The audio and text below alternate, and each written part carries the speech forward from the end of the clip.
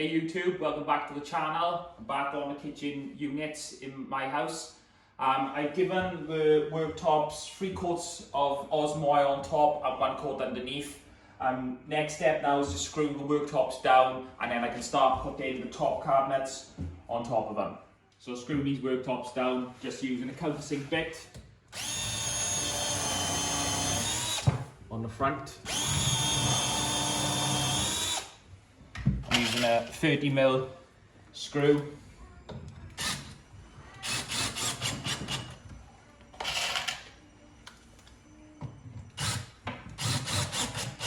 And then on the back I'm just going to be using some little L brackets to screw it down. So I'm ready to put the top units on the wall now, and there is a few different ways of doing it, but I am actually going to use the French cleat brackets they supply, this company do. So it's just basically like a kitchen hanging bracket that you have on the top of the unit in the kitchen. I'm going to be screwing these plates up to the top and then hooking it on, and then also then what I'm going to do is put pocket screws in the side of the unit to screw down into the worktop so it's secured to this side. I can't do it this side because I won't be able to get into it, but I've just put some KD blocks to stop it moving in. It can't move in because of the backing board, and it won't be able to push out because of the KD blocks, and they're not going to be seen. And then once the front filler is on, it can't go push out on the front either. I can't screw into the side of this wall because we've got pocket doors at home. If I screw through here, it would actually hit the doors. So it's just going to be relying on the brackets on the wall, and obviously screwed down to here with the pocket screws, and that will definitely be enough.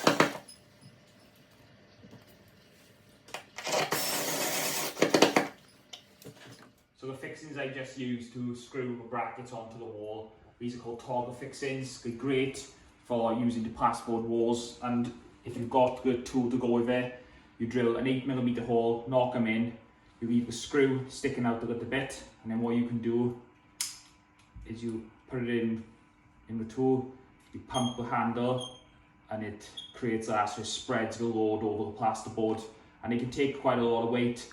With kitchen cabinets, it's probably not the best fixing to use, but if you have no other choice, these will do the job. Just using the Craig pocket jig to put some pocket holes into the side of the unit so I can screw them down into the worktop just to make it extra secure.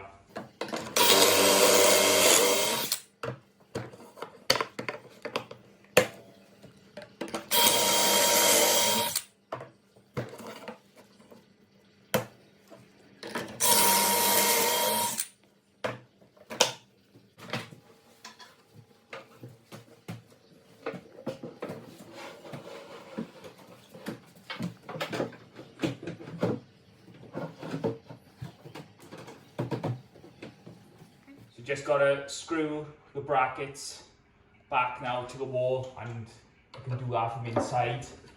I've got a mark where I want it to go. There is a bit of play in it as well, so it doesn't have to be perfect right at the beginning. I don't really need to do any up and down adjustment just because I know it's sitting on. But if you can just give it a little tug, you know it's going to be secure. And now I can screw it down through the side with the pocket screws. And like I said, once that filler's in place, it can't push out, and it can't push out in the back now because I put the KD blocks in.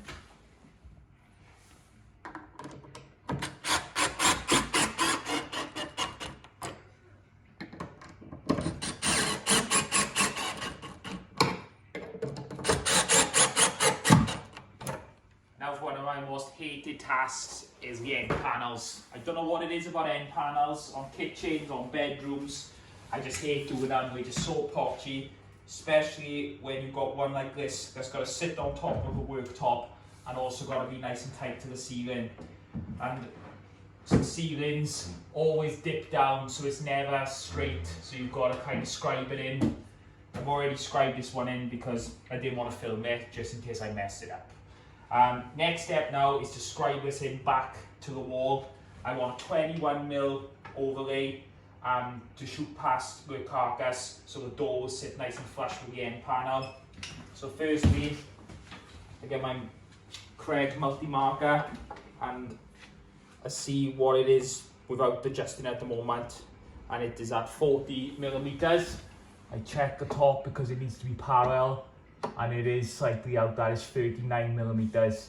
So what I need to do is I need to bring the top out to 40 and then clamp it in position so that it's completely parallel. So when I scribe that into the wall, it's going to be right. So I get my clamp,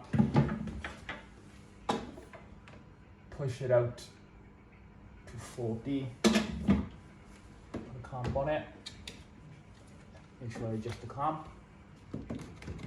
Double check.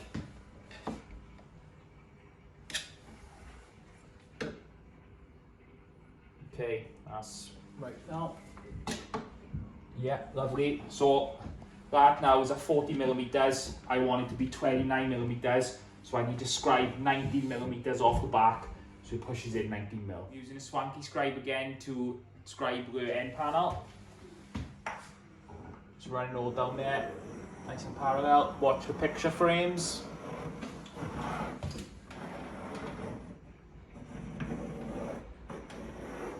This time I have got masking tape. Luckily, I go for so much of this stuff. Lovely. Sorry about the noise of this. It's really bad today, and the gazebo wants to take off. It's lucky it's strapped down.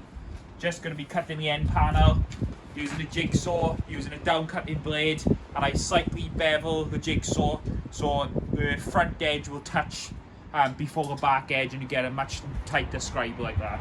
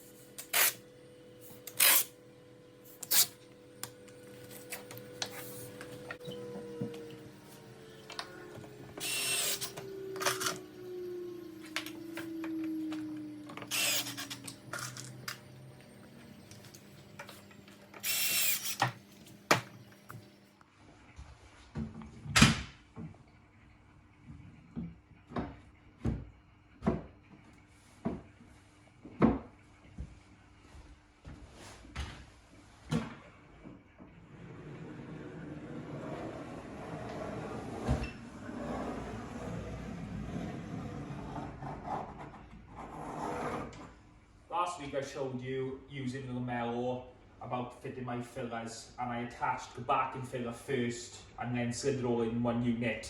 But to be honest, that was pointless me doing that. This is the proper way to do it when using the lamello, is you fit the backing piece first and then you can just clip it all together.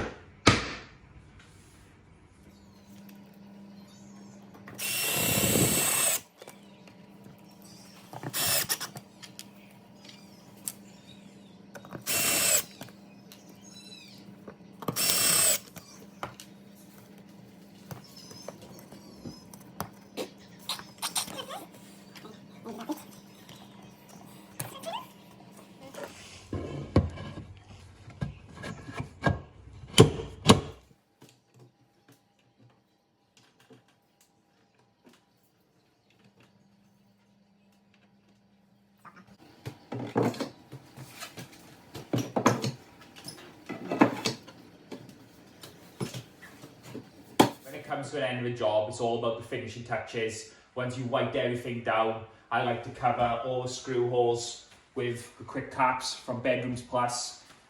They come in all different colours. Because this is dust grey, they do dust grey in the cap, and just stick them on. It makes the job look a lot better.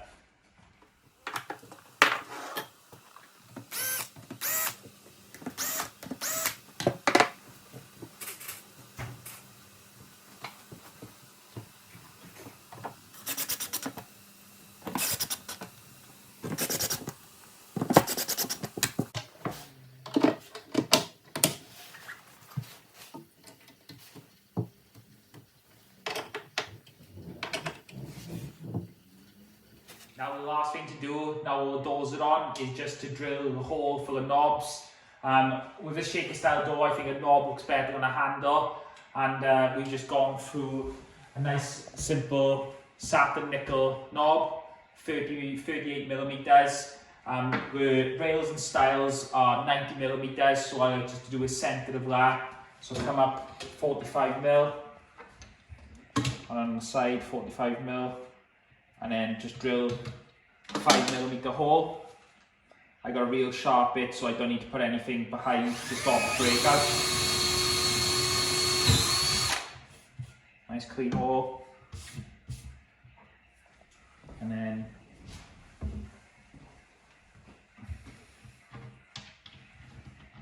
get the screw. Under pressure now.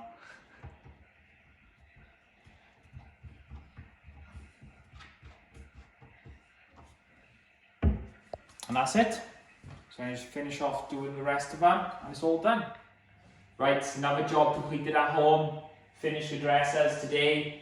I hope you enjoyed this video.